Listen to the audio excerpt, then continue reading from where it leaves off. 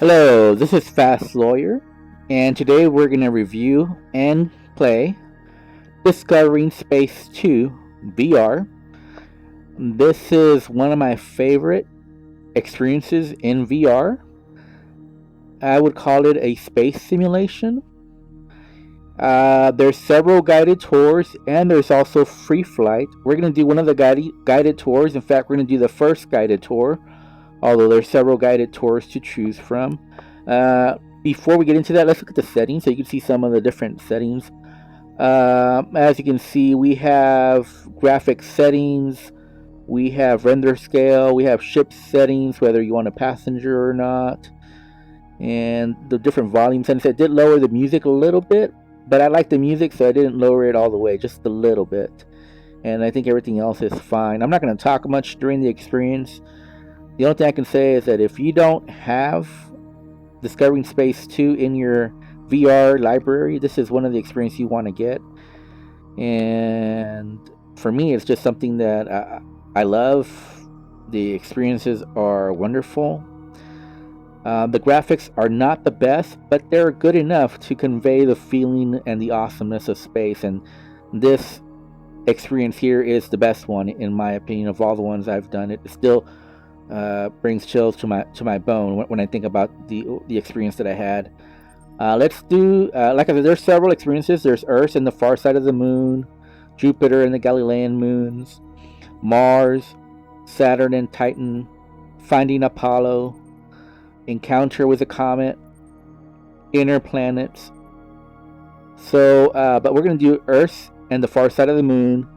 It is a narrated experience, so I'm going to be quiet during almost all the experience, so not to interrupt the audio.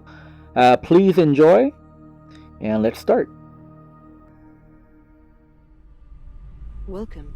We are about to embark on a fascinating journey around the planet that we call home, Earth, and its moon, a natural satellite that has enthralled and captivated mankind since the beginning of time.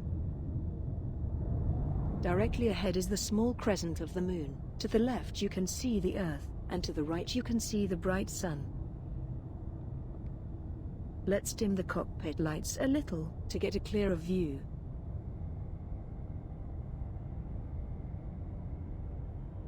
Remember that you have a full 360-degree view around the entire ship, and I invite you to look around to take as much in as possible.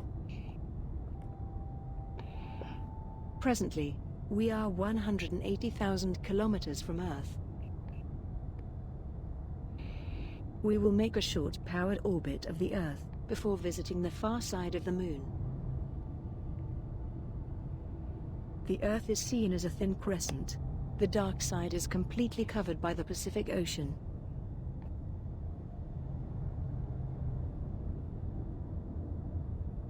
As the crescent becomes more slender, the predominant feature is the backlit layer of atmosphere.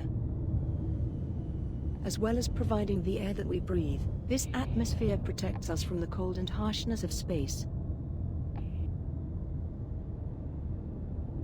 Without this atmosphere, the Earth would be a frozen and lifeless world. As the sunlight is filtered through the atmospheric rim, the crescent turns the color of sunset.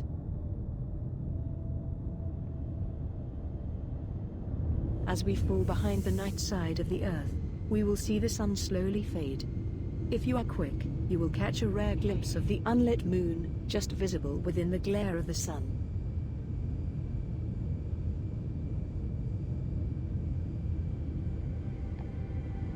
In the shadow of the Earth, without the warmth from the sun, the temperature drops, and we start to feel the chill.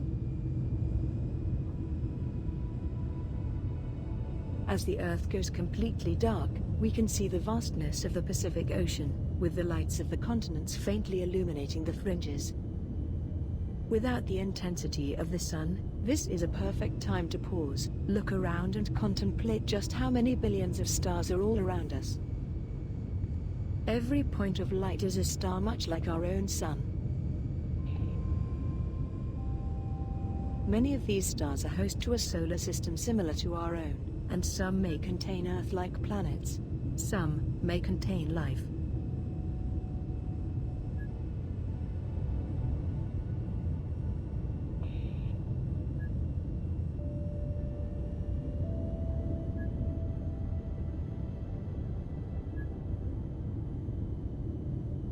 Back on Earth, you may be able to spot the faint light of Hawaii, in the center of the ocean.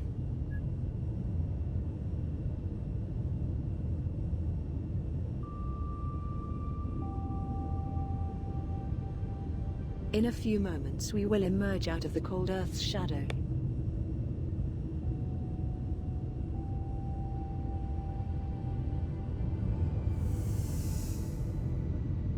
You will notice the ice on the canopy.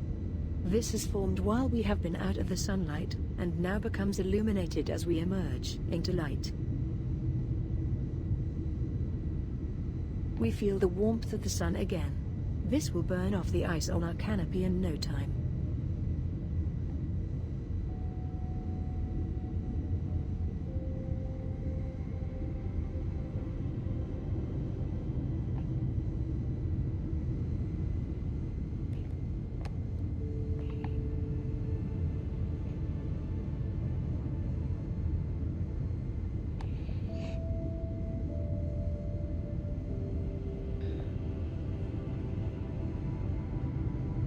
The Earth looks very beautiful.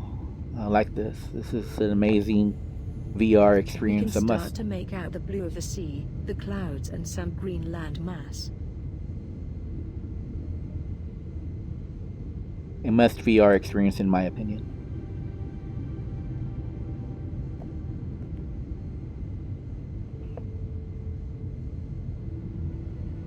Heading north over the Indian Ocean, we pass over Sri Lanka and India, Pakistan, Afghanistan, and Iran, the Persian Gulf and Saudi Arabia.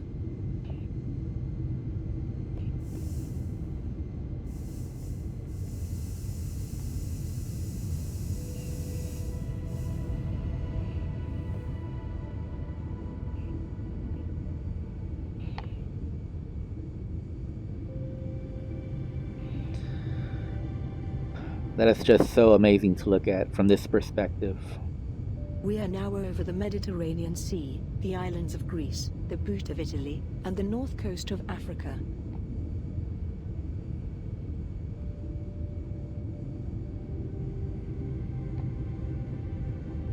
Over mainland Europe, we pass over Spain, France, Germany, United Kingdom, and Scandinavia to the north. Let's climb altitude and continue west over the Atlantic Ocean.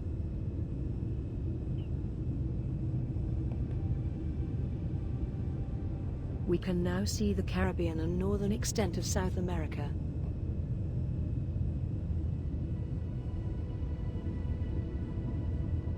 The United States is still in darkness, with the East Coast just waking up.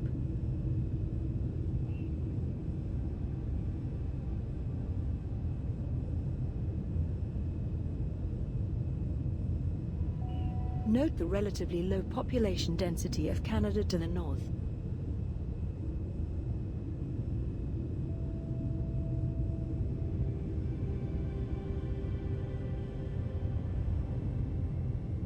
High over the North Pole we can see the polar ice cap. This is formed from frozen sea ice, and grows and retreats through the seasons.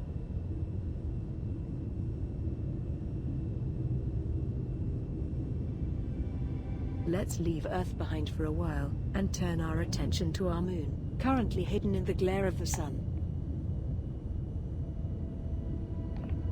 As the moon passes directly between us and the sun, the intense brightness will be dulled for a moment, allowing us to see the unlit disk of the moon again.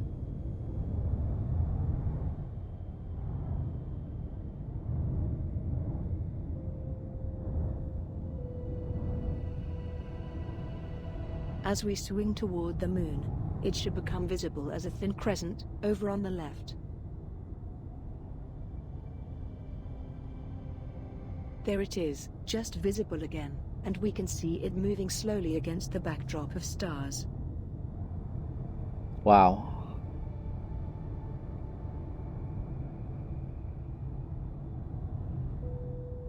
The moon is locked to the Earth, such that as it orbits, it always keeps the same familiar face towards us. However, at different points through its orbit, it will have more or less of this side lit. And this is what causes the moon to go from a thin crescent to a full moon in the night sky. Note that at this point in the moon's orbit, the side facing the Earth is barely illuminated, and would appear only as a very thin crescent in the early morning or evening sky.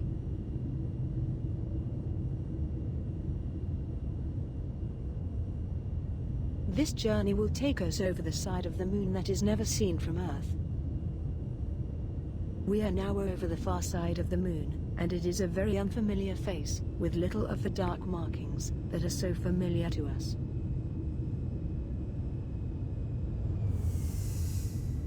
Most of this face is littered with craters, formed from violent impacts with asteroids, during the time of the Great Bombardment, when the formation of the solar system took place.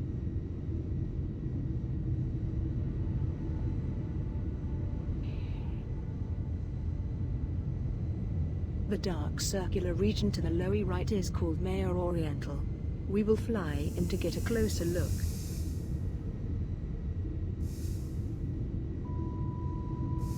Its outer ring is about 900 kilometers in diameter. It was originally formed from a very large impact crater, which was later flooded with volcanic lava during the formation of the moon. This is how all the lunar mare have been formed. Their distinctive dark color is due to the basalt, or cooled lava, being much less reflective than the surrounding terrain.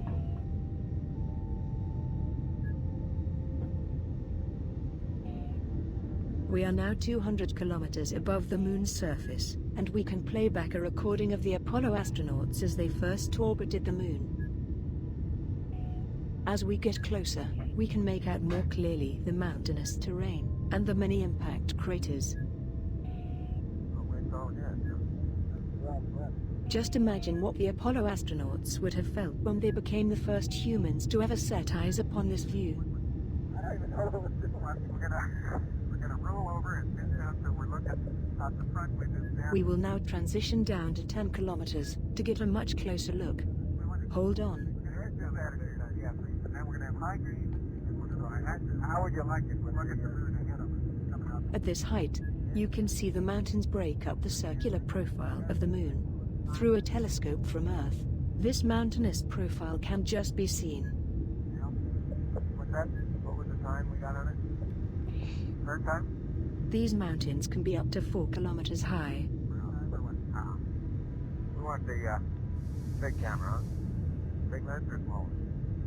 At 20,000 kilometers per hour, even at this altitude, the moon seems small. Even with the sun in the sky, because the moon has no atmosphere, the bright band of the Milky Way can be seen stretching out across the horizon. Yeah. Doesn't matter, it's 2 hours on that day. This is awesome. It's just amazing right here. Great low.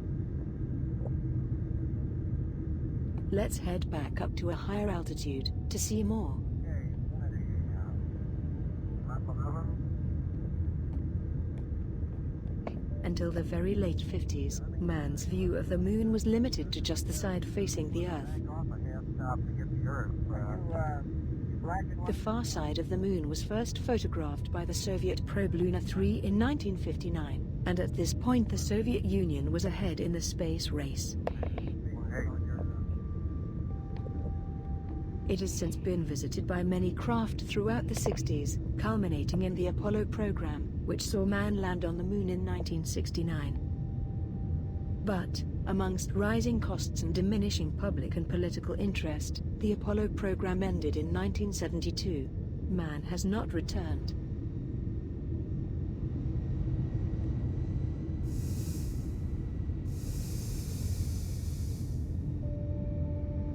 As the sun rises higher overhead, the terrain becomes much less dramatic. This isn't because the mountains and craters are smaller, but simply because the lighting does not emphasize the slopes as much. This is the same when viewing the moon from Earth through a telescope. The best time to see the mountains and craters is when the moon is half lit. At full moon, very few detailed features are visible. However, Even with the most powerful telescopes, the moon cannot be seen in its true detail due to the distortion of the Earth's atmosphere. It is only with the advent of lunar orbiters in the last decades that the moon's surface has been fully mapped.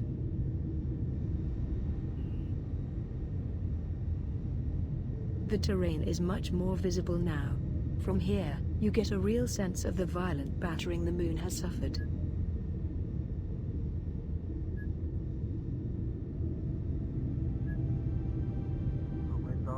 As we dip towards the night side of the moon, we will line ourselves up to see the Earth again.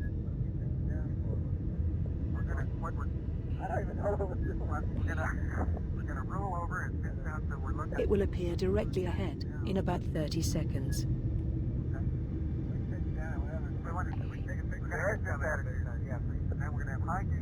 Let's dim the lights and roll into a suitable position to take in the view.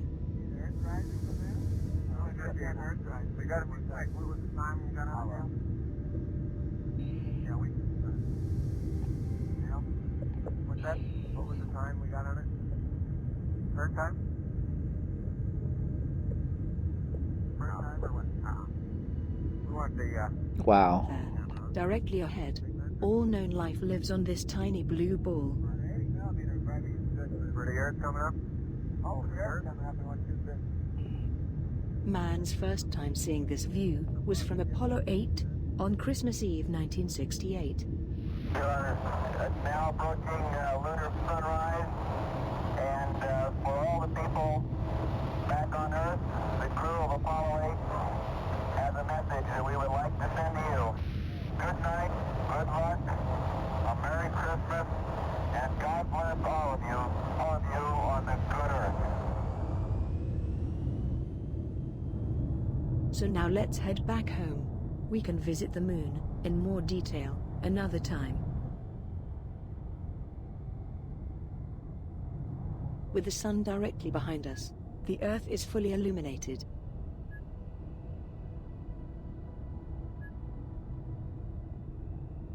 The thin blue rim of atmosphere that surrounds our planet protects all life from the cold and harshness of space.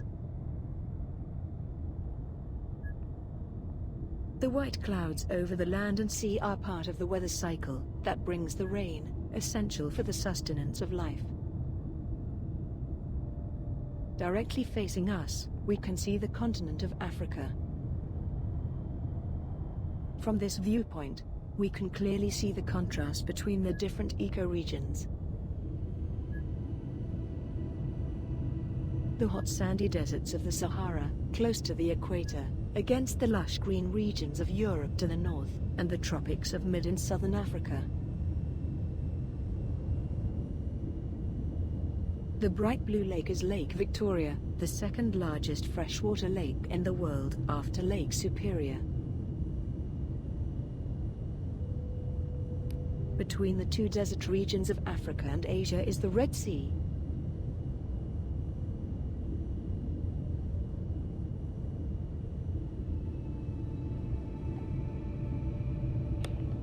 Heading into the night, we see the light fade, the land and cloud darken, and the horizon glowing orange.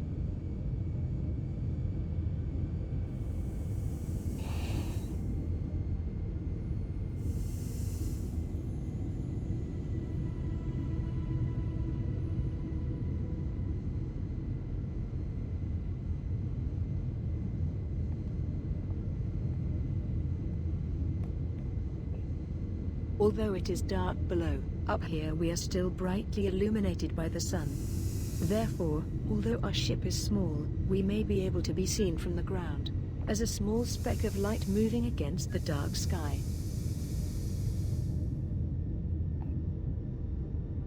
If you turn right round to the left, you will be able to see the sun setting over the Earth one last time.